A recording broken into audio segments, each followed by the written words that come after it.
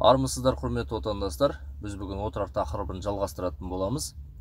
Отырарға Шыңғысхан келгенге дейін отырар өңірі Қытайлардың қол астында еді.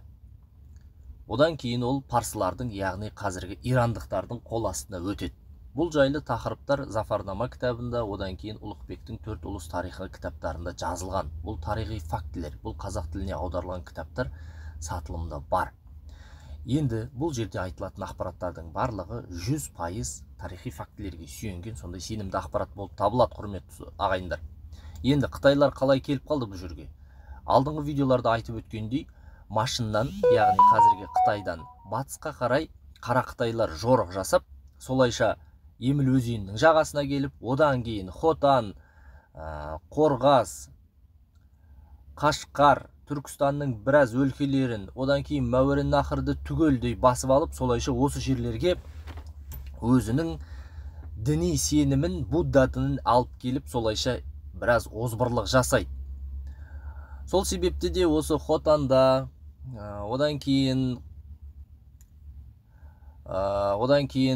мынау неде, Қашқарда, тіпті терімізге дейін осы Будда дінінің жаңағы храмдары, діни сенім, діни табыну орындары әлі күнге дейін сақталған. Міне сол дәуірлерде сол жаңағы храмдар келіп қалған осы жерлерге. Одан кейін Мұхаммед Хорезм-Шахтың кезінде Мұхаммед Хорезм-Шах Таян ханның баласы күшлікпен одақ біріктіріп, Гүрханға, яғни қара Қытайлардың патшасына қарсы соғыс жасап, екеуі бірігіп, екі жақтан күйретеді, құрдымға ұшыратады Гүрханды, қара Қытайды. Солайша оңтүстіктен Хорезм-Шах әскер бастап келіп, Сырдариядан өтіп, Отырар өлкесін, одан кейін Сығанаққа дейін басып алады. Солайша шығыстан Таян ханның баласы Күшлік хан келіп, Гүрханды жеңіп, оның тағын иеленіп алады. Оның қызын әйелдікке алып алады, одан кейін оның тағында иеленіп алады. Солайша қара Қытайлардың дәуірі таусылады бұл жерде. Енді қараңыздар, әңгіменің қызығы. Біз өткен видеоларда айттық, қазіргі евроцентристік көзқарастағы жазылған тарихты оқитын болсақ, яғни Кеңес одағы дәуірінде үйреткен тарихты оқитын болсақ, тыныш жатқан қазақтардың ата-бабасы жатқан Отырарға бірдестен моңғолдар келіп шапқыншылық жасаған сияқты болып түйіледі. Жоқ, шын мәнінде олай болмаған. Шын мәнінде бұл жерлерді Қытай экспансиялап алған еді. Қытай басып алған еді. Одан кейін парсылар қауіптендіріп тұрған еді. Ираннан, қазіргі оңтүстік біздің көршілестеріміз келіп біздің жерлерімізді иеленіп басып алған еді. Солай бола тұра, оны аз көріп,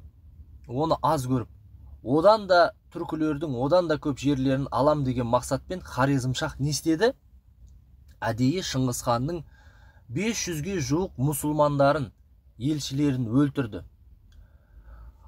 Бұл соғыс Шыңғысханға мүлде керек емес еді. Неге? Себебі Шыңғысхан шығыста Қытайлармен соғысып жатыр еді ол кезде. Өзінің елінде бүлікшілері бар еді. Міне осындай кезде бұл Шыңғысханға 3-ші фронт ашылды. Яғни оңтүстіктен Мұхаммед Хорезм-Шах ашық соғыс жариялады. Солайша Шыңғысхан өзінің оңтүстік өңіріндегі көршісімен Мұхаммед Хорезм-Шахпен соғысуға керек болды. Солайша бүкіл түркі халықтарын жиып отырып, Мұхаммед Хорезм-Шахқа сондай соққы берді. Соңында Мұхаммед Хорезм-Шах өзінің істеген істеріне өкініп қалды кейін. Бұны сол жаңағы Ұлықбек те өзінің кітабында жазады. Бір арнайы сондай бір тақырып бар. Мұхаммед Хорезм-Шахтың жарамас қате іс әрекеттері деген тақырып бар. Яғни Мұхаммед Хорезм-Шахтың күйреуіне себеп болған, Отырардың күйреуіне себеп болған Мұхаммед Хорезм-Шахтың жарамас қате іс әрекеттері деген тақырып бар. Міне көрдіңіздер ме? Бұл өте маңызды тақырып. Себебі бұл Отырардың күйреуіне негізгі себепкер болған Иналшық деген адам. Иналшық. Бұл парсы тектес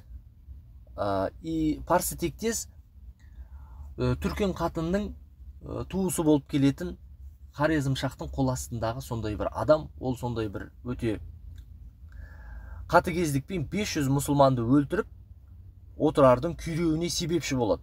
Бұл Иналшықты, о шын аты Иналшық, одан кейін бұған Мұхаммед Хорезмшах Ғайыр-хан деп бұған лақабат береді. Оны кейіннен орыстар Қайыр-хан деп, жаңағы міне Қайыр-хан бұл сендердің ата-бабаларың деп, солайша бізді Шыңғысханға қарсы қою мақсатында сондай ақпарат оқытып, бізді солай дағдылады. Ал шын мәнінде бұл Иналшық қазақтарға бір жаны ашитын хан болған жоқ. Бұл сол отырардың түбегейлі күйреуіне өзінің бассыздығымен 500 мұсылманды, ешқандай кінәсіз саудагерлерді өлтіріп, қатыгездікпен өлтіріп, олардың мал дүниелерін, сол Ұлықбек те жазады, мал дүниесіне қызықты дейді.